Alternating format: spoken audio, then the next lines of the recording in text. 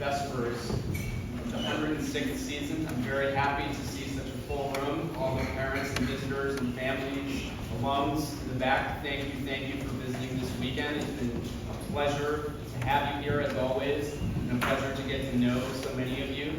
Thank you again, as I say many times, for sharing your sons with us. We really appreciate it. Today at Vespers, I'd like to introduce a young man that I have gotten to know very quickly here in our 106th season. Quentin Paterson will be today's Vespers speaker. Quentin has been a model of growth, and that is going to be a lot of what he talks about today. This is his personal journey here at Agawam, which is a bit of a building theme for many of the other Vespers that we've had this summer. Quentin was a camper for 6 years and has been a member of Senior Club and is a JC Junior Counselor this year. His love for Agawam runs deep and is very clear. Upon having my first conversation with Quentin, one of the first things he asked me was, "Can I do a Vespers speech?" So I'm very happy that today he gets to do a Vespers speech.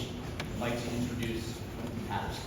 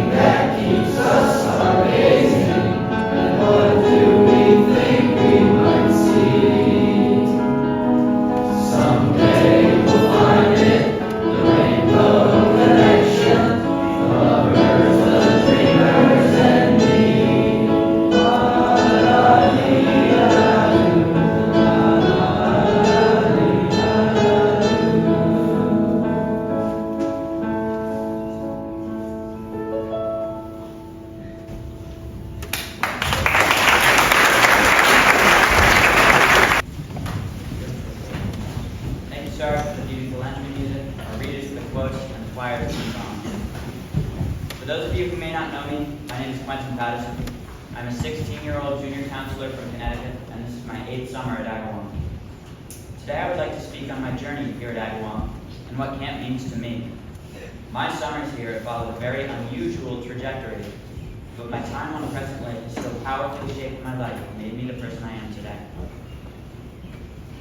When I first heard about Agawam, I was 8 years old, sitting at my dining room table with my mom, looking at options for my upcoming summer. She'd been doing exhaustive research about camps in New England, and came to me with one that stood out, an all-boys camp in Raymond, Maine.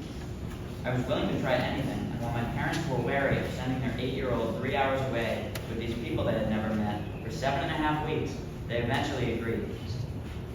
My first year at camp, 2017, started off shakily. Everything was unfamiliar. The expectations for independence were shockingly high, and I didn't get along with most of my cabin mates. My biggest struggle was with my activities, though. My parents had decided to treat camp as a way to trick me into getting swim lessons, and forced me to have my swimming for my first specialty. I hated the feeling of water getting in my nose and eyes, and the cold water was very uncomfortable on my skin and bones itself. Across the 10-day specialty, my discomfort caused me to struggle forming relationships with staff, and I acted out for the next 4 weeks. Over and over, I had to talk to Cap, Chief, and and major about my behavior, but it never improved. Finally, at the end of the 6th week, I was asked to leave. I was almost happy about it, but of course it felt embarrassing and shameful to get kicked out of camp in my first year. The next day, when my dad came to pick me up, the chief asked me if there's anything I wanted to show my dad before we left. I was even allowed to climb with him on the challenge course. That was a moment where something clicked in my mind. They are not out to get me here. They really wanted me to have a good summer, but couldn't allow my deplorable behavior. They were even sad to see me go after all I did. Suddenly, I didn't want to leave. There was nothing I wanted more than to stay at camp, but I had already lost that privilege. So, I packed up and went home for the last weeks of the summer. Fast forward to early spring, 2018.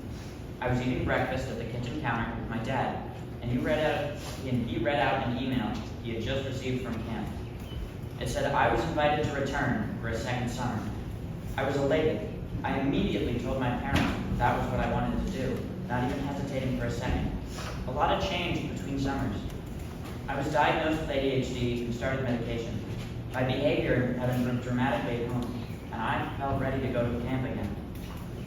That decision, to give me a second chance after having to force me to leave, is one I owe camp an eternal debt of gratitude for. That one decision to send that email to my parents changed my life positively and forever.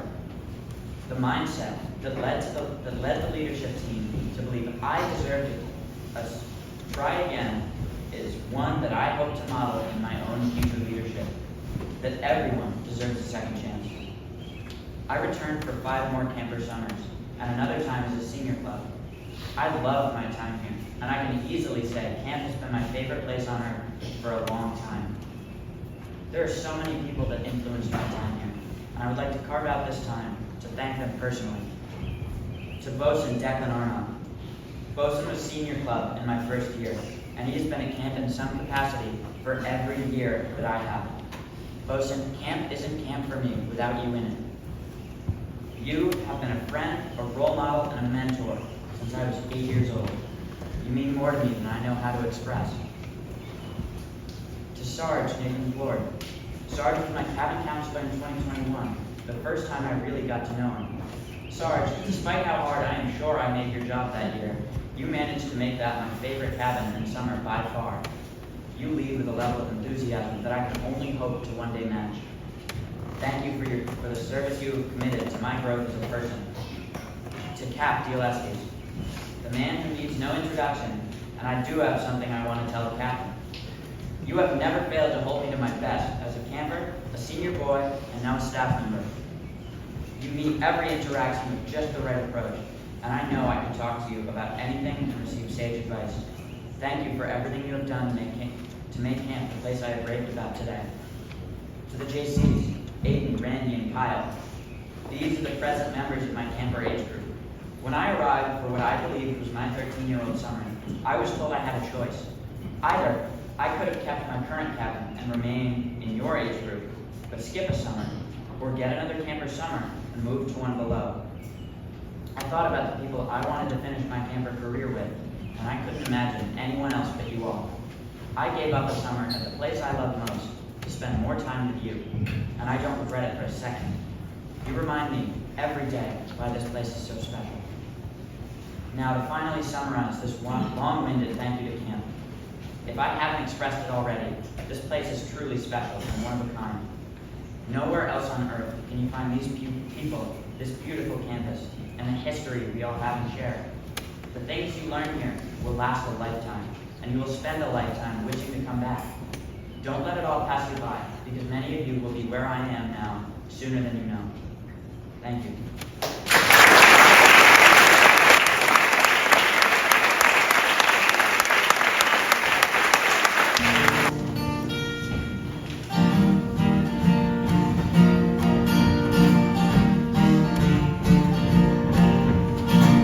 Slow down, you move too fast.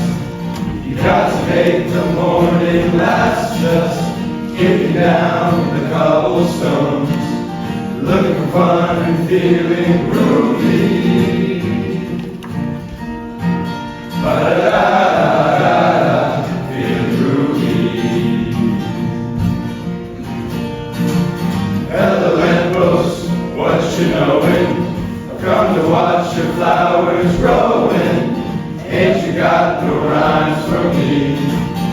Do-do-do-do, feeling groovy.